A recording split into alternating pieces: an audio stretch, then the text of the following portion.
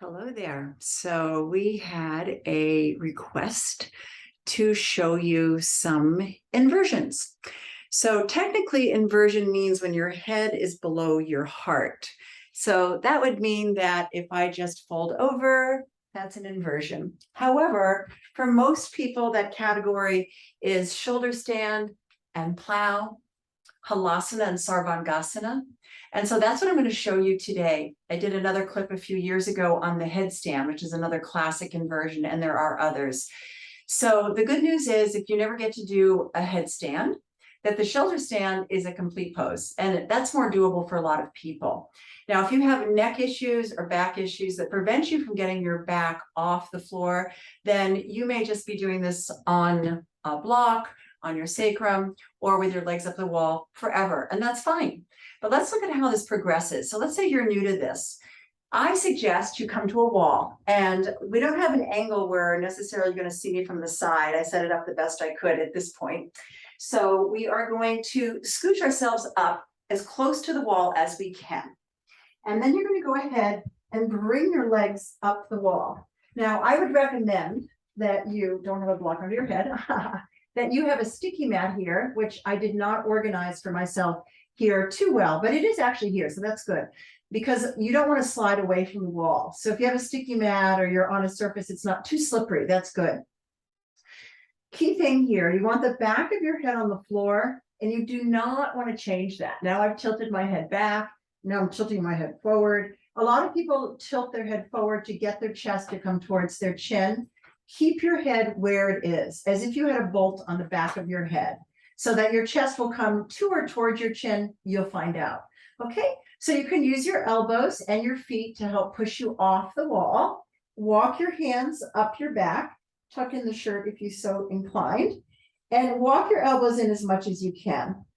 Walk your hands also up your back as much as you can. That's not so important, right? The main thing is that you're holding yourself. And then you start out with one leg coming behind you or up in the air. And here is plow, halasana.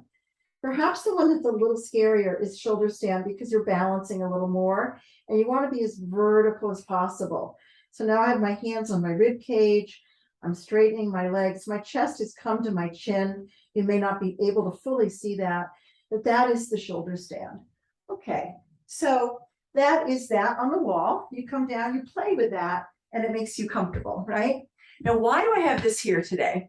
Because for me, I don't get as vertical in my shoulder stand anymore as I used to. So I'm going to show you first this way, which is not for everybody, but it's a really great way to do it. And actually, I would recommend yoga blankets. So when I start to expand more on this YouTube channel, and I'm up in Maine this summer and I've got my tripod and all that, we'll have more props. But here I have a bolster. And so a bolster could be a little bit much for people. That is also why I have a block here, because I can't really oomph myself up onto this big bolster that well without that block under my sacrum. This is also a good place to start, though, because those of you who have to keep your back on the wall, on the floor, you can keep the block here. Your head would be down. You would not have a bolster. Okay, that's a suggestion for beginner people that want to be in inversion. Okay, so here my head is not quite right yet, and I might have to try this a couple times. I tried it before I put on the record. I'm not sure how it's going to go. But what you want to do is play around. It's really important that you're on the top of your shoulders. So here you go. And now I'm pretty good, actually. I'm on the top of my shoulders. And so now I'm going to bring one leg up carefully. Then I'm going to bring the other leg up carefully. Here I get more vertical. I'll show you the other one in a moment. But here I'm as vertical as I can get. So I love doing it this way. This is the Iyengar way, Iyengar yoga. They use props. And so my chest has come to my chin. I'm trying to push my back in as much as I can. A lot of people have their hands on their low back and they're not so vertical. Some people go right up to vertical. It doesn't matter. You get the benefit. And then I'm going to come out of this. I go to my plow pose. I gently roll out of it. And here I go. Okay, so let me just show you a couple more alternatives because we're on the topic. So this is the way you can do it if you're a beginner and you want to get a little bit of height, but you're not ready to really take your back off the floor. So you take this underneath your sacrum, a block, or if you don't have a block, some books.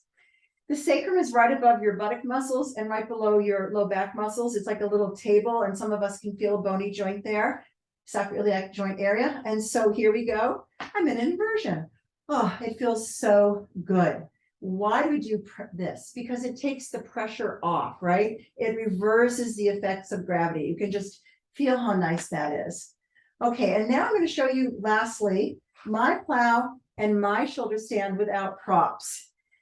I'm going to show you one pose before I go up. This is bridge pose, which is a really good precursor. As a matter of fact, you can go up and down into the posture from here if you've got that flexibility and strength. And so I'm going to come up and I'm going to see how much I can get my shoulders under me and my back of the head on the floor. Same principle, right? So that when I pop my legs up, I'm on my shoulders, I'm on the back of my head. All right, here I'm down, and now I'm on the back of my head. I'm going to go to plow first. You can do it either order. Here's my halasana, my plow. Now, a couple things here. People often ask, should I have my knees bent or straight? It is better to work on straightening your legs, even if the feet don't touch the floor. Second question I've gotten is, should my back be rounded or straight? As you get more flexible, you're going to work to get that back really straight. Why? Because it is the precursor to this posture, which I probably am not going to look as vertical, because I am supposed to be really straight here. And even though my chest is to my chin, I think I'm more vertical when I'm on my bolster. There are variations you can do here. If you are more advanced, you can take your legs into a full lotus posture. Things like this, right? Embryo pose, Pindasana. Not important. And then we're going to come out of this. You always want to come in and out of poses very carefully. Inhale. As you exhale, slowly roll out of it. If you have your knees bent, that's easier. And then one more thing, which we often do after shoulder stand and plow, and that is the fish pose, Matsyasana, the fish. So you bring your arms under you. I've seen it taught with the arms outside, but generally I've seen it taught with the arms under you. You push up on your elbows. You press up your chest, which is not very pressing in me. It doesn't go up that high. You can go higher, go higher. It's a beautiful pose. You point your toes. My toes are pointed.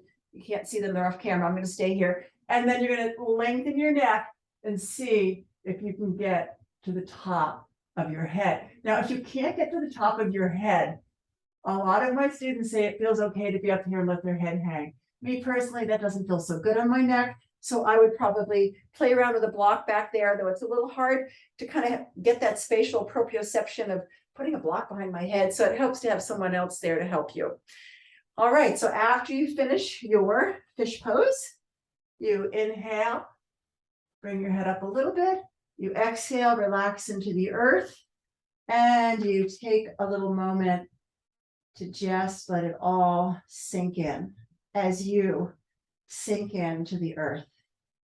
Take a few moments here, if you have the time, to reap the benefit of these inversions. Shoulder stand is one of my favorites. I love shoulder stand, like headstand too. Shoulder stand is super, super good for your throat chakra. So it's very, very good for your thyroid gland, which regulates your metabolism. And you also have a parathyroid gland in there, which secretes a hormone, which is said to keep us youthful. So that is my little lesson for you on inversions today, because someone requested it in the comments. And I hope you will continue to make comments and ask things from me, because again, as I say in the intro, I've been doing this a really long time, and there might be something that I can help you with. I've also seen my own body change over time as I've been doing yoga so many years. Some things stay, some things don't. You work with what you have, right? Okay, so I'm going to shut this off, and I'm going to wish you a very beautiful day.